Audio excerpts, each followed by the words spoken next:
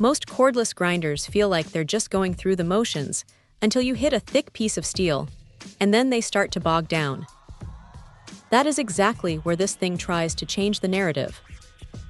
It uses what the brand calls FlexVolt Advantage, which is basically a fancy way of saying it recognizes when you've slapped a high-capacity battery on the back and decides to stop holding back.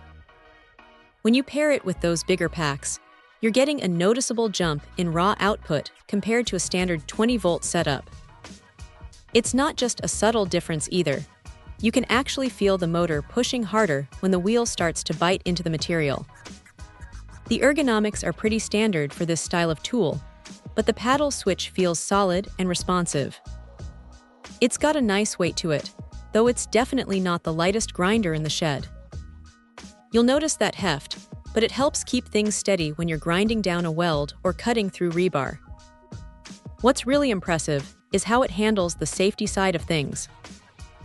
If the wheel catches or binds up, the kickback brake kicks in with a surprising amount of authority.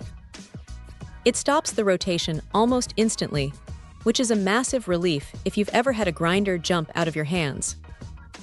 The electronic clutch is just as quick, shutting the motor down in a fraction of a second if it senses a stall.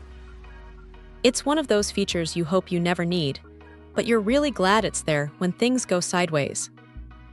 Now, there is a bit of a quirk to keep in mind. If the power cuts out or the tool shuts down for safety, you have to physically cycle the trigger to get it going again. It's a safety feature, sure, but it can be a little annoying if you're in the middle of a rhythm and have to reset the switch.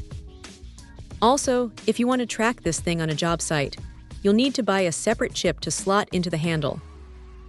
It's a bit of a bummer that it isn't included in the box, especially since the pocket is already there waiting for it. Honestly, if you're already deep into the yellow battery ecosystem, this is a smart way to get more performance without having to jump to a completely different platform. It's powerful, it's built to take a beating, and it doesn't mess around when it comes to safety.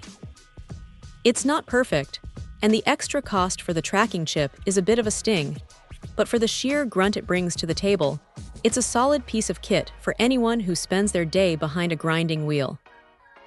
Check out the video description for updated price. And thank you for watching this video.